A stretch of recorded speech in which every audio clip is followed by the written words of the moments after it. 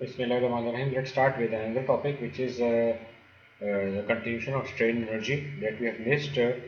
It's called the Castigliano's theorems when applied to beams, and you have done a little bit in statically indeterminate beams under the heading of energy methods. Okay, so you already know that the internal strain energy, आपको already पता है कि the internal strain energy for the beam is caused by both bending and shear. Okay, तो आपके पास torsion के effects negligible होते हैं, इसको हम जीरो लेते हैं, लेकिन बेंडिंग और शेयर के इफेक्ट्स होते हैं. इसमें 95-97% बेंडिंग इफेक्ट होता है, शेयर का बहुत मामूली सा आता है इफेक्ट, लेकिन बहुत लिमिटेड होता है. ठीक है ना.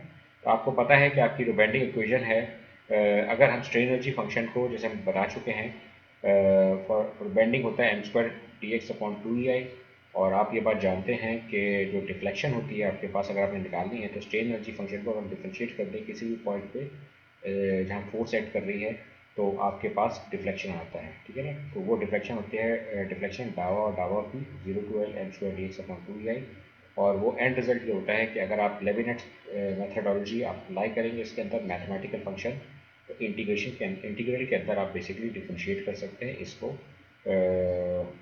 Delta deflection is 0 to L m डावा एम और डावा बी इंटू dx/ei. ठीक है. इससे तो हम बेसिकली डेल्टा क्या है, डिफ्लेक्शन है, पी एक्सटर्नल फोर्स है, M is the internal bending movement है, ई मॉडुलस ऑफ इलास्टिसिटी है, आई जो है मूवमेंट ऑफ इनर्शिया है. ठीक है. और साथ साथ अगर आप चाहें तो जहाँ आप डिफ्लेक्शन निकाल सकते हैं वहाँ आप स्लोप भी निकाल सकते हैं. और स्लोप क्या होता है, theta equal to 0 to L m into डावा एम और डावा एम डैश इंटू dx/ei. लेकिन डावा एम डैश क्या है, जिस पॉइंट पे आपने स्लोप निकालना है वो बेसिकली कहलाएगा, उसका स्लोप जो बनाएगा वो डावा, बेसिकली वहाँ पे इट इज कॉल्ड डावा एम डैश. ठीक है. ये चीज़ आपने याद रखनी है, दिस इज़ वेरी इंपॉर्टेंट.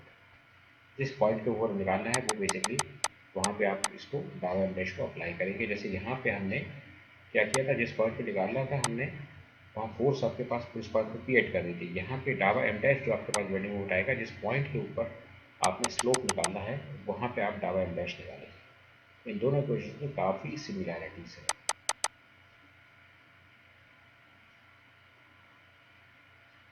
अगर सारे एनर्जी फंक्शंस को हम ऐड करेंगे तो हमारे पास स्ट्रेन एनर्जी फंक्शन आ सकता है बीम का.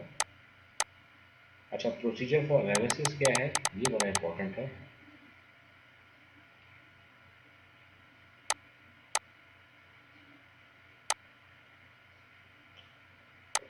ये बहुत इंपॉर्टेंट है, इसलिए आपको बता रहा हूँ ताकि हम क्या करेंगे.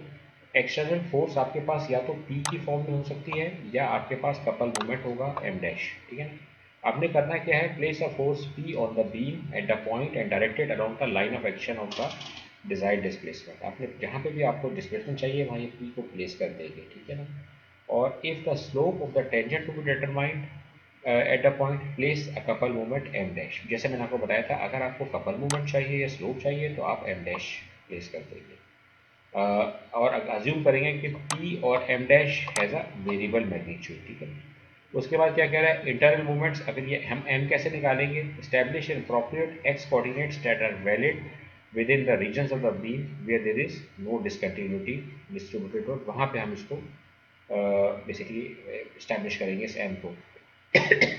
Determine the internal movement m as a function of x, the actual numerical loads p and p dash. Then find the partial derivative जो हमने किया डावा m over डावा p और डावा m over डावा dash for the coordinate x. After m and this have been determined, assign p for p or m dash its numerical value. It has actually replaced a real force or couple moment. Otherwise, अच्छा, अगर आपको basically किसी point पे apply करना है और वहाँ पे कोई फोर्स, आपने पॉइंट ऐसे पॉइंट पे निकालनी है जहाँ पे कोई फोर्स नहीं है और आपने वहाँ डिफ्लेक्शन या स्लोप निकालना है, तो पी और एम डैश की वैल्यू को आप ज़ीरो कहेंगे. ठीक है ना. पी और एम डैश की वैल्यू को ज़ीरो करेंगे. अदरवाइज आपके पास है डिटरमाइन पी को और एम डैश को कोई भी आप न्यूमेरिकल वैल्यू दे सकते हैं डिपेंडिंग अपॉन जिस पॉइंट पे आ रहे हैं. और अगर नहीं वहाँ पे कोई स्लोप, कोई पॉइंट, कोई फोर्स या मैग्नीट्यूड नहीं है, ओपन जगह है, किसी बीम पे आप चाह रहे हैं कि वहाँ पे आप क्या डिफ्लेक्शन आएगी, तो आप पी और एम डैश की वैल्यू को ज़ीरो पुट कर सकते हैं. ठीक है.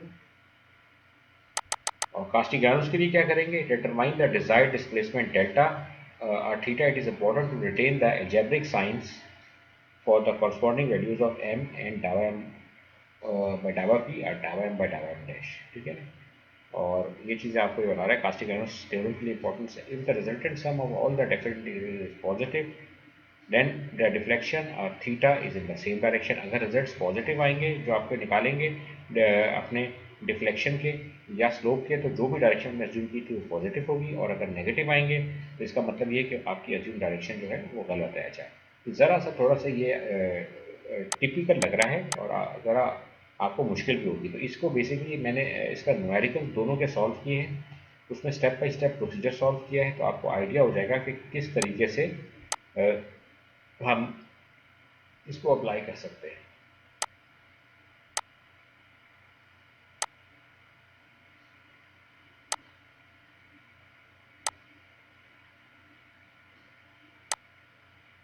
ठीक है, अगर हम बात करेंगे स्लोप की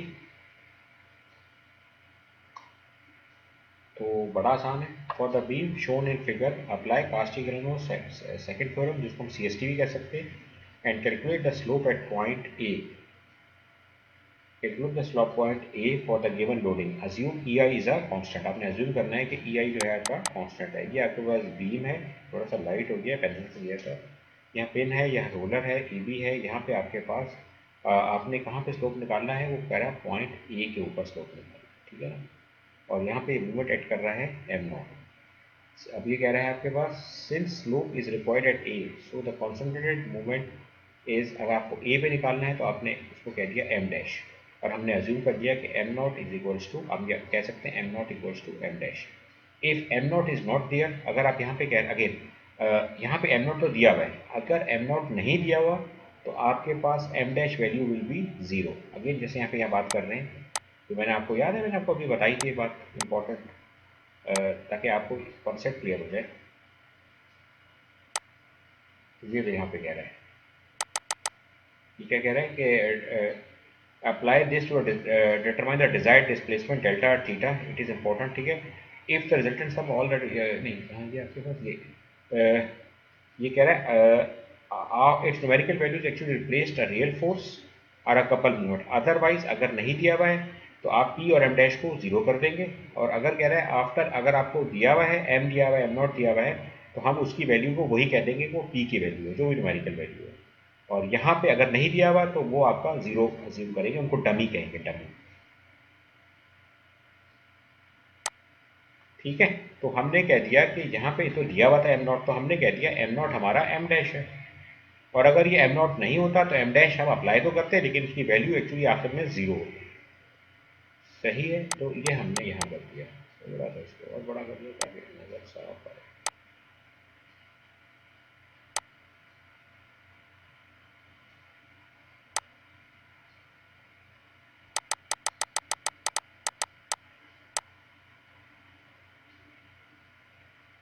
if m naught is not there then m dash will be zero and is called as a dummy movement। तो यहाँ पे हमने ये m dash कर दिया, ठीक है।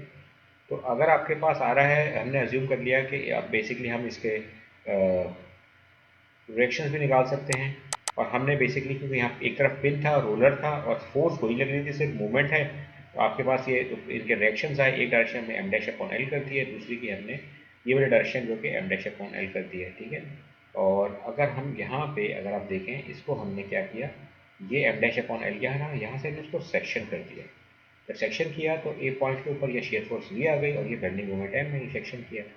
तो आप यहाँ पर जान सकते हैं जब हमने समीशन ऑफ मूवमेंट्स लिए तो आपके पास आ गया, ये कितना आ गया, M dash upon L into X, M dash upon L into X, और ये वाला movement minus M equal to zero हो गया। यहाँ से हमने एम निकाल लिया, इंटरनल बेंडिंग मोमेंट एम किसके बराबर आ गया, M dash upon L into X, ठीक है। उसके बाद हमने क्या किया, इसको इस इंटरनल बेंडिंग मोमेंट को डिफ्रेंशिएट कर दिया डावा एम और डावा एम डैश से, तो हमारे पास क्या आ गया, x upon L,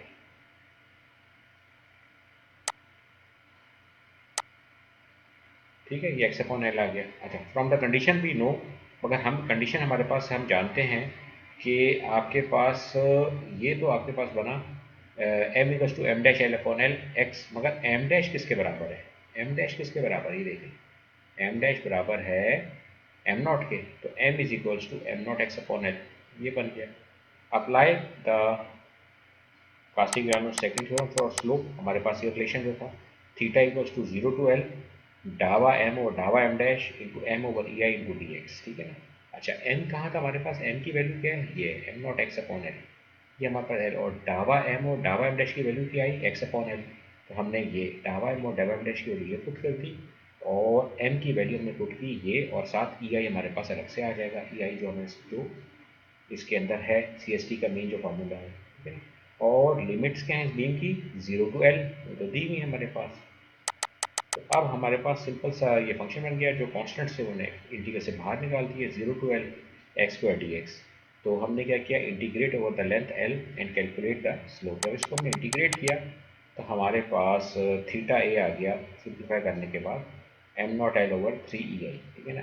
as again positive जो हमारे पास थीटा ए की वैल्यू पॉजिटिव आई, इसका मतलब हमारी अज्यूम डायरेक्शन जो थी वो सही थी। अगर ये नेगेटिव आता तो हमने जो अज्यूम डायरेक्शन दी थी वो गलत होती, ठीक है। अब हम दूसरे प्रॉब्लम पर आएंगे।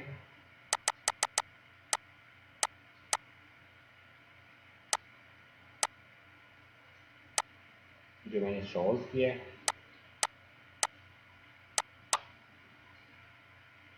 ठीक है, ये हमारे पास एक बीम है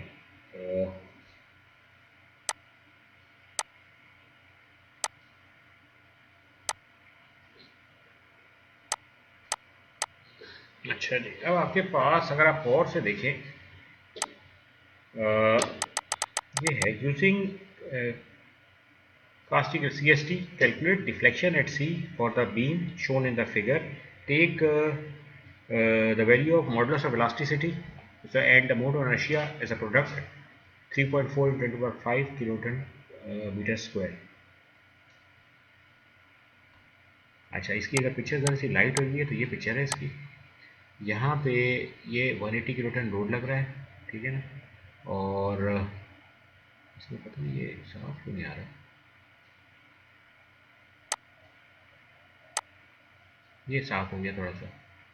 125 करेंगे, ठीक है ना। ये आपके पास इस पर लोडिंग भी लग रही है, डिस्ट्रीब्यूटेड लोडिंग 45 किलोमीटर पर मीटर और 180 किलो न्यूटन का कॉन्स्टेंट फोर्स लग रही है। लेकिन सवाल ये पैदा हो रहा है कि वो हमें डिफ्लेक्शन कह रहा है, मुझे सी पे चाहिए, मगर सी पे तो कोई फोर्स नहीं लग रही, लोडिंग लग रही है कोई, और इसका रिजल्टेंट भी जो है वो इसको अगर हम बनाएं इस लोडिंग का वो सी पे नहीं आएगा।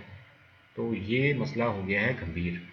तो अब हमने करना ये है कि हम इस सी के ऊपर एक डमी फोर्स लोड देंगे, डमी लोड जिसको हम कहेंगे पी, और पी एक्चुअली क्या होगा, इक्वल टू 0। याद रखना है, बहुत इंपॉर्टेंट पॉइंट है। as no forces is on the point C, so we will add a dummy force P, और हमें जानते हैं P is equal to 0, ठीक है। अब हम करेंगे क्या कि इसके ऊपर रिएक्शंस निकाल लेंगे, R A plus R E निकाल दिया तो हमारे पास ये रिएक्शन आ गया। हमने उसके बाद movement summation movement at E equal to 0 लिया तो आर ए और आर ई की वैल्यूज़ निकाल ली 300 और 150 किलोमीटर। और अच्छा इसमें इंपॉर्टेंट पॉइंट्स में जो है सब आपको लिखना, do not include P dummy force, जब हम रिएक्शंस निकालेंगे डमी फोर्स को इंक्लूड नहीं करना, ठीक है ना। और आपके पास उसके बाद हमने क्या किया, जो इस पी खाली पी के रिएक्शंस जो निकाले, क्योंकि पी एग्जैक्टली मिड पे लग रहा है 9 मीटर्स के, अगर आप देखें तो इसके दो रिएक्शंस आ जाएंगे। ये रिएक्शंस अलग से निकाले 300 और 150, और अलग से जो आपके पास रिएक्शंस आए पी के वो डिवाइड हो जाएंगे पी बाई टू, तो एक जगह पी बाई टू प्लस 300 आ गया, दूसरी जगह P by two plus 150 kiloton आ गया, ठीक है। ये पॉइंट्स आपने याद रखने इन प्रॉब्लम्स को सॉल्व करने के लिए। तो ये आपके पास इसका एफ बन गया with including the dummy force P by two. Now at P reactions at R A and R E जो हमने कर दिया, as P is the dummy force affect added to reactions. Now आपने क्या किया, अब आपने ये क्योंकि ऐड हो गए, cut beam at segments A B B C C D and D E at arbitrary lengths, ताकि हमने क्या करना है, इसको कट करना है A B B C C D D पे आर्बिट्री लेंथ्स पे, और हमें चाहिए क्या होगा, इंटरनल बेंडिंग मोमेंट, ठीक है ना। तो हमने जब इसको कट किया एट ए बी तो हमारे पास, ये आप खुद भी कर सकते हैं, ए बी पे कट किया, लेकिन इसमें डमी लोड के जो रिएक्शन है वो इंक्लूडेड है। तो हमने ए बी पे कट किया तो हमारे पास यहाँ ये शेयर फोर्स वी है, ये बेंडिंग मोमेंट एम है, तो हमने बेंडिंग मोमेंट एम बना लिया, एक्स ग्रेटर देन 0 और लेस देन इक्वल टू 3 है। उसके बाद हमने इसको कट किया, इस बीम को BC के ऊपर, ये आपके पास वही आ रहा था, BC के ऊपर कट किया, तो हमने BC से थोड़ा आगे कट किया, और लेकिन हमने इसको आर्बिट्री लेंथ पे x2 के ऊपर कट कर दिया। तो आपके पास ये आपके पास रिएक्शन आते हैं P/2 + 300, तो हमने यहाँ पे इसका इंटरनल बेंडिंग मोमेंट निकाल लिया, ये हमारे पास इसका इंटरनल बेंडिंग मोमेंट आ गया। तो ये थोड़ा सा लाइट है, थोड़ा देख लीजिएगा, और से सॉरी लाइट हुआ है हल्का सा। तो x2 आपके पास आ गया, जब हमने कट किया <= 4.5 के ऊपर, और ग्रेटर देन है वो 3 मीटर्स, आपने कट किया 3 मीटर से ज़्यादा है और 4.5 से कम है, तो ये आपके पास इसका बेंडिंग मोमेंट आ गया। उसके हम कट करेंगे थ्रू CD। जब हमने इसको कट किया थ्रू CD तो हमारे पास ये आया। CD क्या है, अगर आप और से देखें, ये C है और ये D है, ठीक है, CD यहाँ पे, ये C और ये D, और से देखें, ये रहा कट थ्रू CD। हमने इसको क्या किया, कट थ्रू CD किया।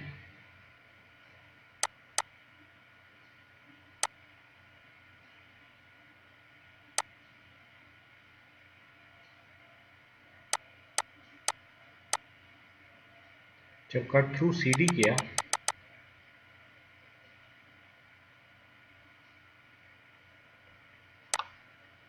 ये हमने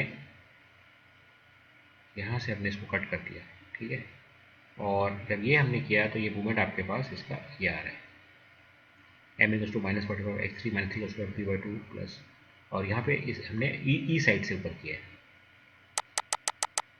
ठीक है, और यहाँ तक ये हो गया आपके पास।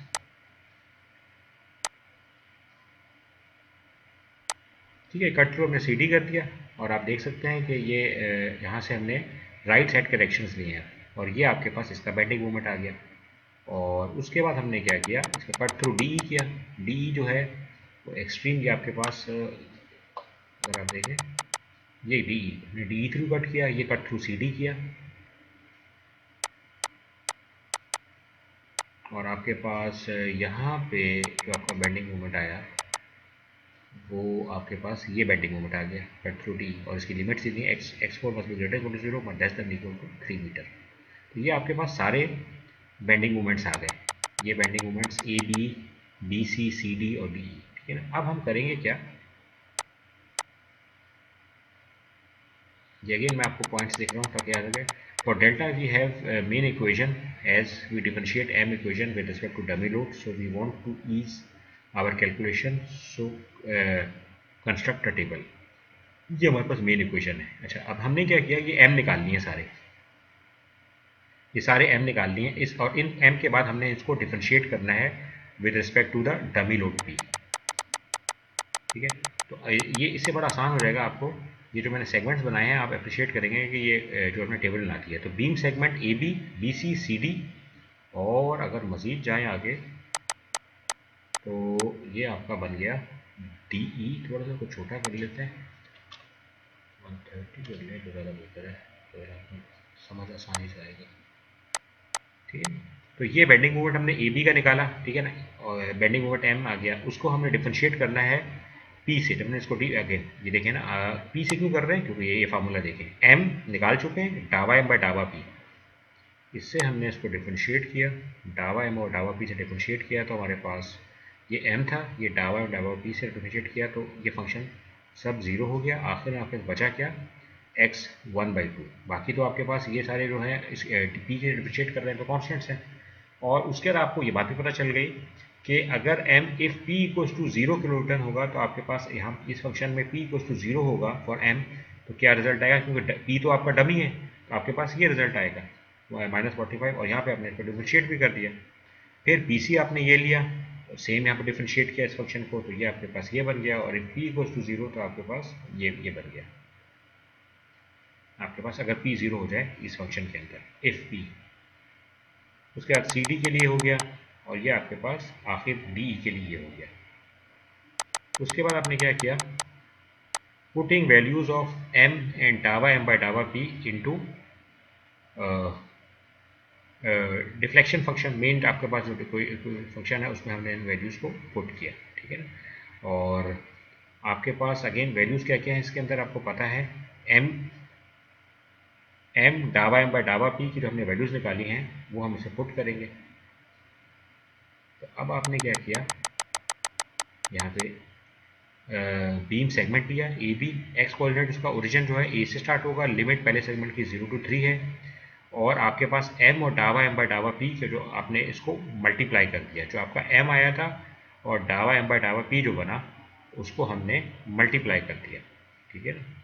और अगर आप गौर से देखें, ये जो आपके पास एम आया था और आपके पास डावा एम बाई डावा पी और आपके पास जो एम आया था उसको आपने ये वाला आपने, क्योंकि पी तो रहा ही नहीं, अब आपने उसको ये इसको आपने मल्टीप्लाई कर दिया,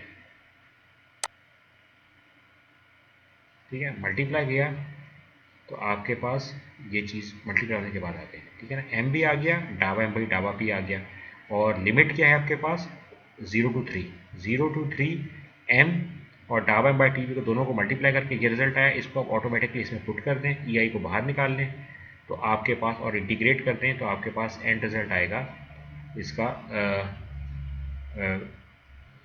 1122.18 EI kilo newton metre cube. फिर आपने बी सी का किया, ओरिजिन आपका ए है और आपने लिमिट्स ले ली 3 to 4.5, और जब आप दोनों को मल्टीप्लाई किया तो आपके पास किन दोनों को मल्टीप्लाई किया, इन दोनों को हमने मल्टीप्लाई किया तो हमारे पास फंक्शन बन गया 11.25 x2 क्यूब 60x² का होल स्क्वायर प्लस 270 x2, ये आपके पास बन गया। इसको हमने इसमें पुट किया तो आपके पास रिजल्ट आ गया 1876 किलोमीटर मीटर क्यूब अपॉन ई आई, ठीक है।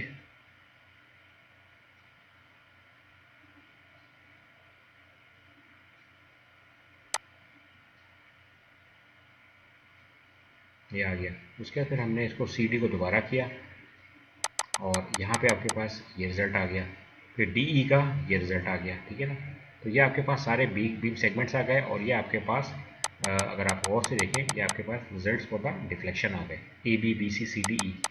तो टोटल जो होगा एक्चुअली वो क्या होगा, इन सब का अगर हम ऐड कर दें तो हमारे पास आ जाएगा 5224 kilometre metre cube over E आई, ठीक है ना। तो इन सब फंक्शंस को हमने क्या किया, ऐड कर दिया, ये सारे फंक्शंस 1 2 3 4 इन सबको हमने ऐड किया तो हमारे पास रिजल्ट क्या आ गया 5224/EI kilo newton metre cube.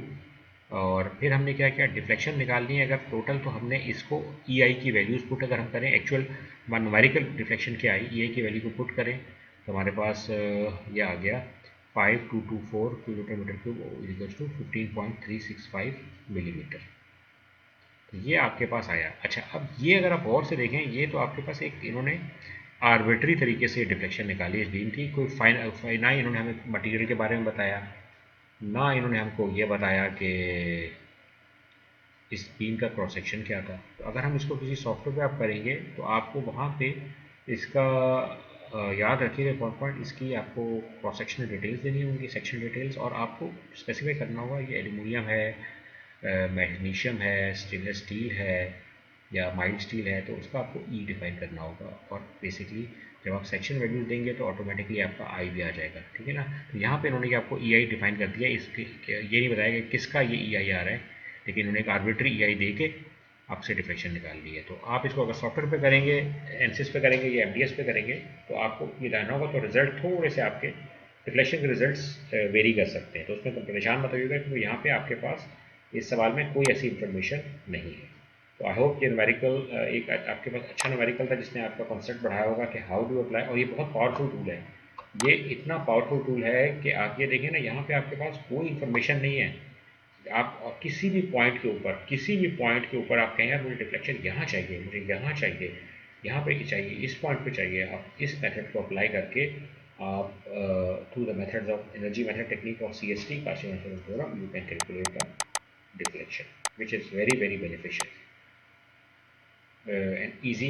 And आपको मैंने बता दिया है कि मैकेनिकल इंजीनियरिंग का सबसे क्रिटिकल चीज़ क्या है, आप ये सब स्टडी करते हैं, आपका टारगेट क्या होता है हर चीज़ का, कि you need to calculate the deflection of the beam. और बीम आपको पता है इतना वर्सटाइल है कि हर जगह मैकेनिकल इंजीनियरिंग में, सिविल इंजीनियरिंग में, ऑटोमोटिव इंजीनियरिंग में, एयरक्राफ्ट इंडस्ट्री, एरोस्पेस स्ट्रक्चर्स, आपके पास स्पेस स्टेशन के, आपके पास ये जो जहाज़ हैं, दे आर ऑल बेसिकली, इसमें जो पिवटल स्ट्रक्चर होता है वो बीम होता है। इसीलिए हम बीम को इतना क्रिटिकली एनालाइज कर रहे होते हैं। ठीक है, तो ये हम यहाँ स्टॉप करते हैं।